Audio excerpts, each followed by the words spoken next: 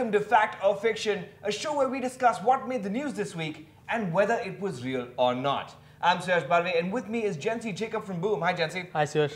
All right, this week we're going to go to some truly alarming images. It appears as if a group of Dalit protesters assaulted and even murdered a police officer. This is, of course, part of the Dalit protests that are happening across the country right now. Jency, these images are, of course, startling. The story that is woven around them is also very, very scary. But is there any truth to these images at all? So when you look at these images, these 4 images, and also with a text where people are asking a question to Rahul Gandhi about whether it is right to kill a cop, when you are protesting for your reservations or whatever your rights are. Now, if you look at these 4 images, it will look like as if one cop is being attacked and then one cop is lying down and someone is stamping on him. Now, when you look at these 3 images, the first 3 images are completely different. They date back to June 2017. At a hospital premises outside a hospital premises in Kanpur, where people were protesting an alleged case of rape of a girl inside the hospital. And that's why when the cops came to probably control this mob, they turned around against this one cop and they started beating him. So that's, one part of it. It's a completely different incident. It's a shocking incident nonetheless. Yes, but it's definitely a terrible incident that happened, but not the Dalit protest. Right, sure. and this one cop that you're seeing standing in this picture, he's Mahinder Chaudhary. Now, he is connected to this entire Bandh issue that we saw over the last few days, but what happened is this cop, unfortunately, he passed away due to cardiac arrest. He suffered 3 heart attacks over the course of 2 days. Now, this happened in Jodhpur. He was on duty. He was on Bandh duty.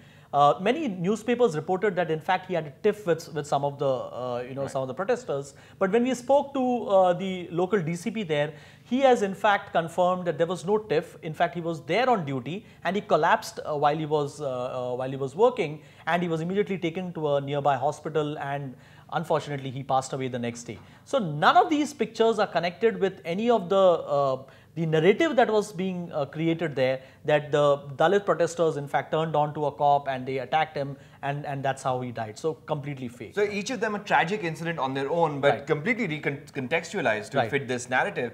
Jency, this brings us nicely into a story that's been dominating the headlines for the past week. The fake news circular that came out from the INB ministry.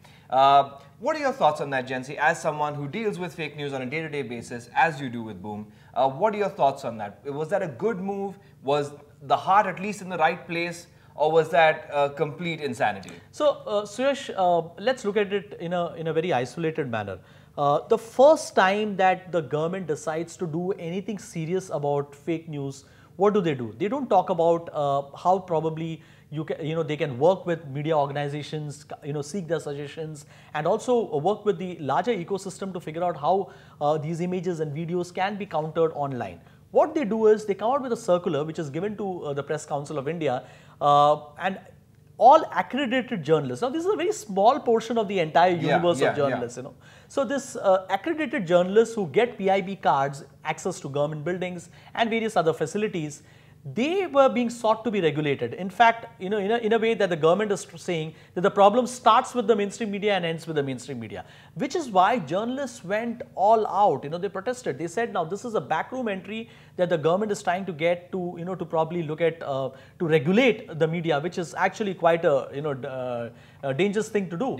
In fact, the very next day, the Prime Minister came, asked that circular to be withdrawn, and now they are hoping that there will be some dialogue between the government and the Press Council of India. So, in all, it seems to be a very either a very well thought move of doing this and then withdrawing it so that the Prime Minister looks good in the entire process, or it seems like that no one in the government was thinking what the actual impact of the circular would be. Yeah, I mean, every so often we do call out mainstream media houses for sharing a fake news story, for us it's mostly a question of calling out negligence or calling out laziness in the newsroom or the edit room. But we know where this stuff starts. It starts with websites that are designed to be malicious, that are designed to push out this kind of stuff, and they definitely do not have press accreditation. Like Postcard News. Exactly, like Postcard News. There is no way Postcard News has press accreditation.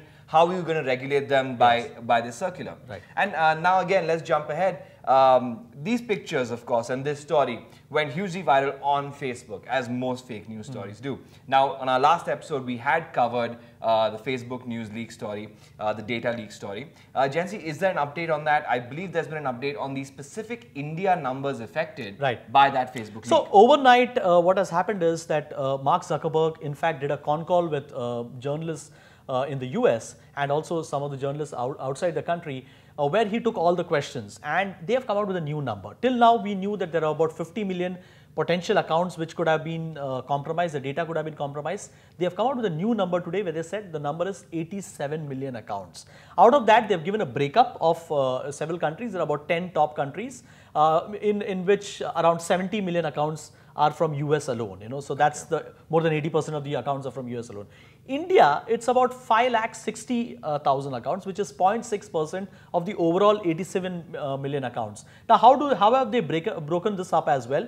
They said that all those who played that, that very nice game, this is my digital life that particular quiz, and then their entire friend circle was what was exposed. So those accounts who played that quiz or participated in that quiz, those were around 335 users. Okay. From those 335 users, this 5,60,000 accounts, their data could have been potentially breached. The Facebook is not saying that yes, this is the number. Yeah. They're saying that they have extrapolated it according to the friends that have been on these accounts. So this is the impact that they're talking about. So probably we should have some perspective on whether this could have resulted in any election impact. We need to wait and watch. So, I mean, but that also, that number is quite startling because it tells you how a very small group of people can affect such a giant number. 335 users affecting 5 lakh. Right. It's almost the same thing as sharing something on your timeline. Right, but just for perspective that there are 250 million active users in Facebook, in India. Yeah, sure. It's a very small percentage, of course. All right, that's our show. You already know where to follow us.